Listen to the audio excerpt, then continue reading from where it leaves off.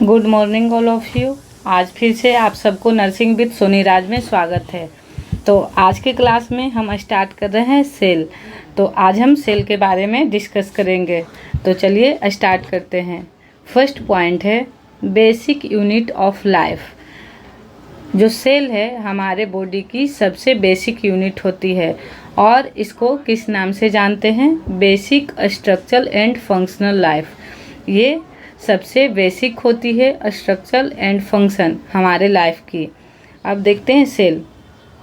Cell से जब cell बनता है तो सेल से क्या निर्माण होता है? टिश्यू का। ग्रुप ऑफ सेल बनता है तो टिश्यू का निर्माण होता है, और जब ग्रुप ऑफ टिश्यू बनता है तो हमारे ऑर्गन्स का निर्माण होता है, और जब ग्रुप ऑफ ऑर्गन बनते हैं तो हमारे ऑर्गन सिस्टम का निर्माण होता है, और जब ग्रुप ऑफ ऑर्गन सिस्टम बनते हैं तो हमारा ह्यूमन बॉडी का निर्माण होता है। और हमारे ह्यूमन बॉडी में 12 ऑर्गन सिस्टम पाए जाते हैं। तो फॉर एग्जांपल हम देखते हैं ऑर्गन्स। तो लीवर जो हमारा है ये एक ऑर्गन्स है। तो ये लीवर कैसे बना? तो ये टिश्यू से लीवर बना, और टिश्यू किससे बना? ये सेल से निर्माण हुआ टिश्यू, और टिश्यू से निर्माण हुआ लीवर, जो हमारा ऑर्गन सिस्टम बना। नेक्स्ट हम एक और टर्म आया है एनाटॉमी। अब हम जानेंगे एनाटॉमी मीन्स क्या होता है।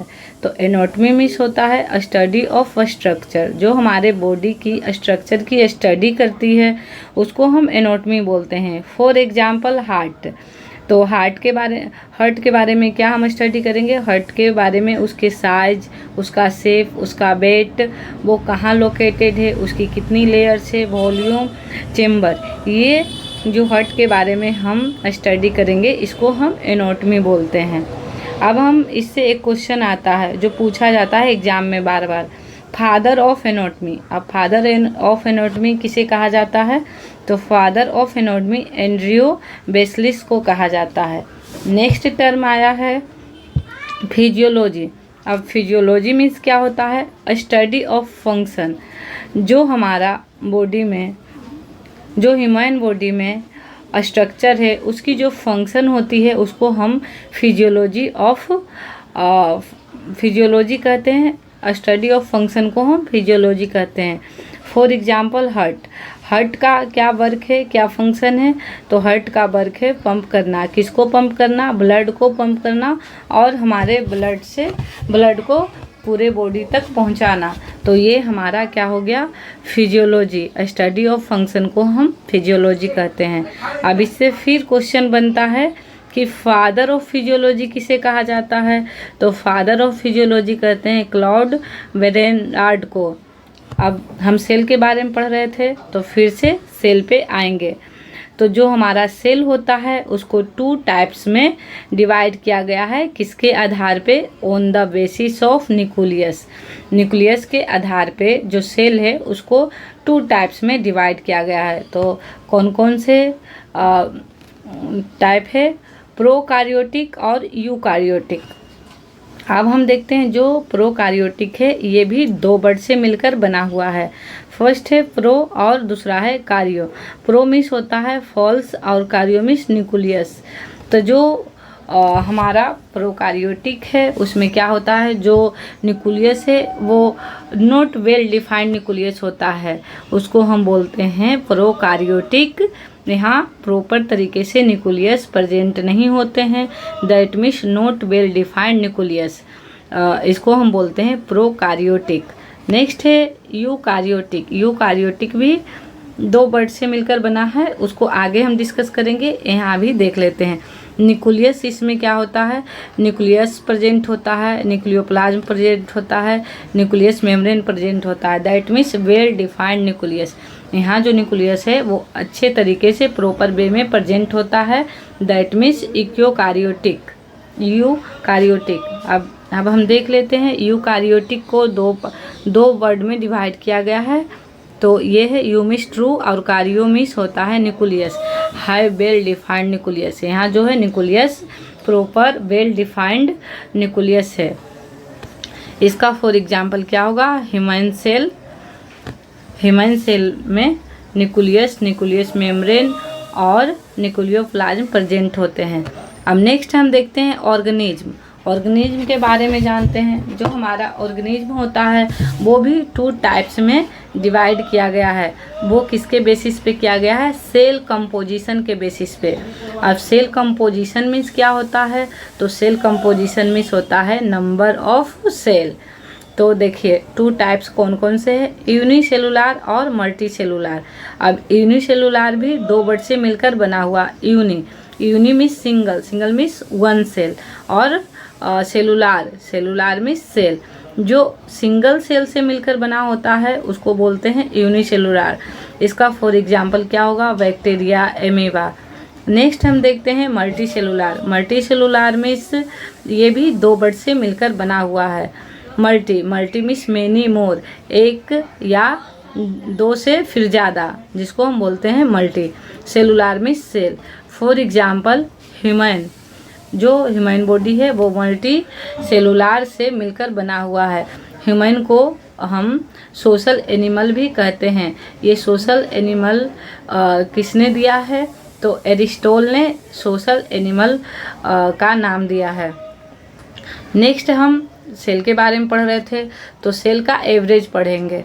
एवरेज साइज, तो जो सेल है उसका एवरेज साइज होता है 10 से 20 माइक्रोन। अब इससे क्वेश्चन आता है कि हमारे बॉडी का सबसे स्मॉलेस्ट सेल कौन सा होता है। यहाँ मेल फीमेल नहीं पूछा गया है, ओनली 1 पूछा गया है, smallest cell of human body.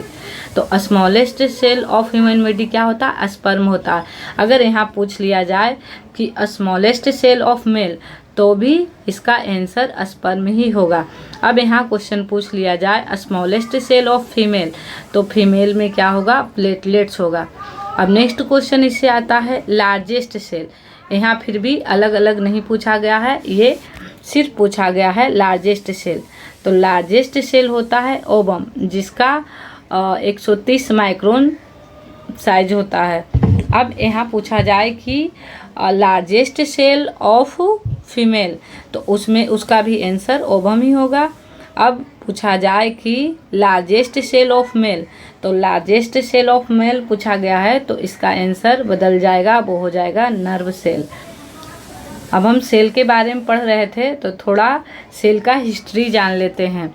History of cell के बारे में जानते हैं। तो जब हम हिस्ट्री ऑफ सेल जानते हैं तो वहाँ सबसे पहले रॉबर्ट हुक का नाम आता है। तो चलिए रॉबर्ट हुक के बारे में जानेंगे।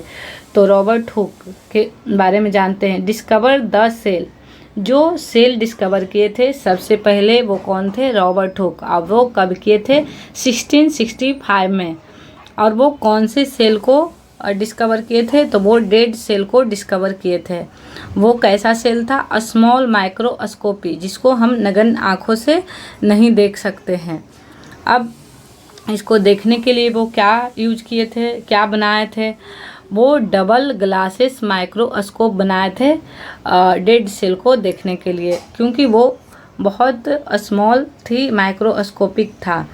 नेक्स्ट अब इससे क्वेश्चन आता है, who is the father of cytology. Cytology means cell, जो हमारा सेल है उसका फादर कौन है? तो उसका आंसर हो जाएगा रॉबर्ट हुक। अब दूसरा नाम आता है एंटोन बोन लियोन हुक। अब इनका क्या रोल था इसमें? तो डिस्कवर द लाइव सेल, जो लाइव सेल का डिस्कवर किए थे वो थे Anton van Leeuwenhoek. Invented modern microscope, ये मॉडर्न माइक्रोस्कोप का आविष्कार किए थे लाइव सेल को डिस्कवर करने के लिए, देखने के लिए। अब नेक्स्ट इसी से क्वेश्चन आता है फादर ऑफ मॉडर्न माइक्रोस्कोप। तो एंटोन बोन को ही नाम से जाना जाता है फादर ऑफ मॉडर्न माइक्रोस्कोप।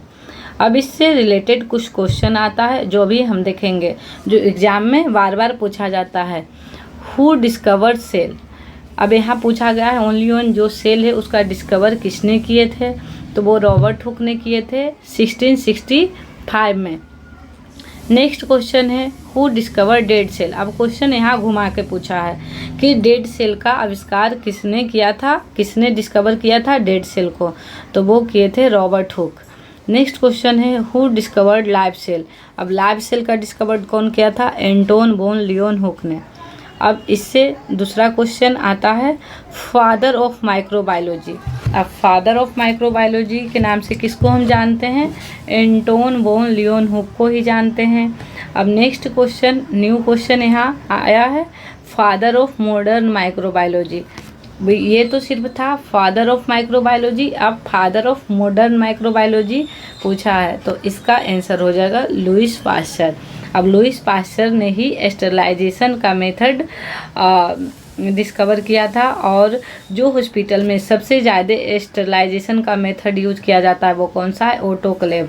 अब ऑटोक्लेव का फादर ऑफ ऑटोक्लेव किसको जाना जाता है? तो फादर ऑफ ऑटोक्लेव के नाम से लुईस पास्चर को ही जाना जाता है। अब ऑटोक्लेव का टेम्परेचर क्या होता है, टाइम प्रेशर क्या होता है? तो उसका टाइम होता है 121 डिग्री सेल्सियस और टाइम होता है 15 to 30 मिनट्स। प्रेशर होता है 50 to 30 वेसलिस पर इंच। तो आज हम इतना ही जानेंगे, नेक्स्ट क्लास में इसके बारे में और हम डिस्कस करेंगे। आज के लिए इतना ही, मिलते हैं नेक्स्ट क्लास के साथ। Thank you all of you.